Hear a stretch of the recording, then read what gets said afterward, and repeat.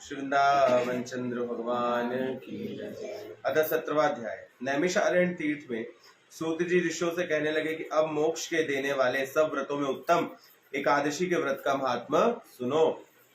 एकादशी तिथि चाहे कृष्ण पक्ष की हो अथवा शुक्ल पक्ष की, उस दिन अन्न नहीं खाना चाहिए। एकादशी के दिन खाया हुआ अन्न में समस्त पाप भक्षण के समान है। एकादशी का व्रत माता के समान व्रत की रक्षा करता है। दशमी तथा द्वादशी को भी एक समय भोजन करना चाहिए।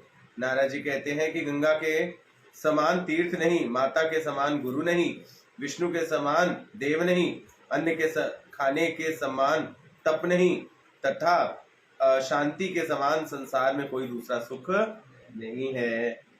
सत्य के समान ज्योति नहीं, कार्तिक के समान कोई और मास नहीं, ज्ञान के समान लाभ नहीं, तथा एकादशी के व्रत के समान कोई और व्रत नहीं। व्रत करने वाला प्रातःकाल उठकर भगवान का पूजन करे, पुराणों की कथा सुने तथा रात्रि को जागरण करे। हे राजन, अब एक इतिहास सुनो। नर्मदा नदी के तट पर अत्यंत शोभायमान गालव ऋषि का आश्रम था। उनका भद्रशिला नाम का विष्णु का परम भक्त एक पुत्र था। वह बालक अपनी साथियों के साथ भगवान की मूर्ति बनाकर पूजा करता, साथ ही उन्हें उपदेश दिया करता था कि वह भी भगवान की पूजा करे तथा एकादशी का व्रत रखे। उपदेश सुनकर बालक भी वैसा ही किया करते थे। अपने पुत्र के चरित्र को देखकर गालव ऋषि ने एक दिन उससे पूछा, हे भद्रशील, तुम हर समय भगवान विष्णु की पूजा अर्चन में लगे रहते हो, सो यह उपदेश तुमको किसने दिया है? यह बात सुनकर के भद्रशील बोले, हे पिताजी, मैं पूर्व जन्म का वृतांत सुनाता हूँ। पहले जन्म में मेरा जन्म चंद्रवंश में हुआ था। उस समय मेरा नाम धमकीर्ति था।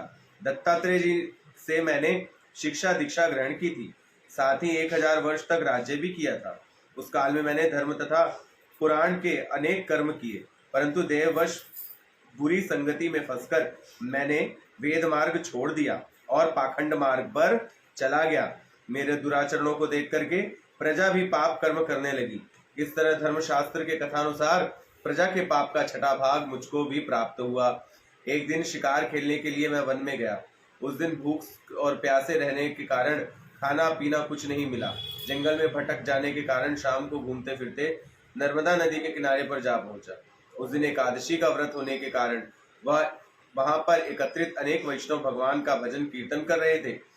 हारा थका तथा भूखा प्यासा होने के कारण मैं भी रात भर वहीं पर पड़ा रहा और प्रातः होते ही भूख प्यास से मेरे प्राण निकल गए। उसी समय यमदूत आए और मुझे पापमय समझ करके मारते पीटते हुए यमराज के पास ले गए।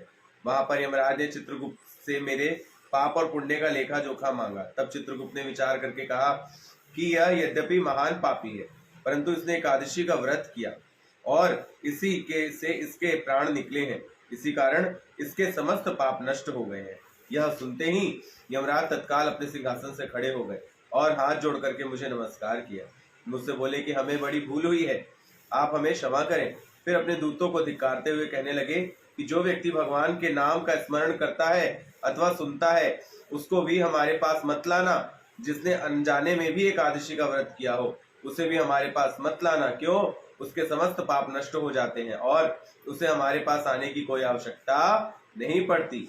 इसके बाद यमराज ने मेरी पूजन किया और फिर मुझे सुंदर विमान में बिठा करके विष्णु लोक को भेज दिया।